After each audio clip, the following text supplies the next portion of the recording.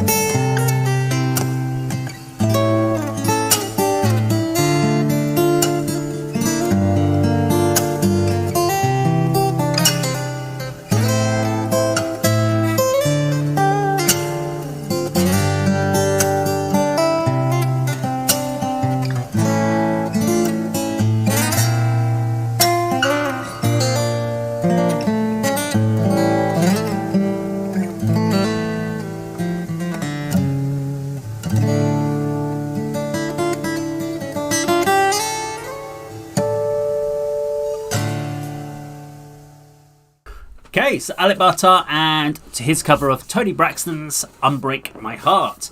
As always, very good tempo control from start to finish, so he's very consistent. I liked the fact that he had a kind of, there's a few little blues licks, if you like, thrown in there, sort of little tail-offs, which were nice, little hammer-on tail-offs. There's a few little pull-off techniques in there. It's a nice ballad all the way through from start to finish. I find it interesting with his songs, obviously, about the tempo that he chooses to use. So in most cases, he will significantly slow the song down. Or occasionally he'll stick to exactly the same tempo. So when he did Bohemian Rhapsody was pretty much the same as the the album version. In this case, this has been slowed down. When he did The Godfather and The Last of the Mohicans, they were slightly slowed down.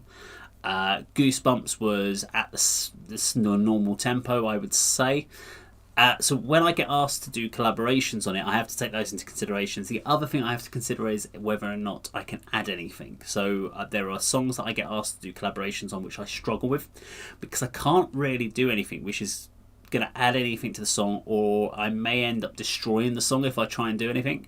So something like this one, I would definitely have to bring the tempo up for me. That would make it more in line with the original song, just because otherwise I think the drums would just be a little bit too slow, not have the real feel to them. So I'd bring the tempo up a little bit, but then that's always going to come from me. It's going to be rocked up a little bit.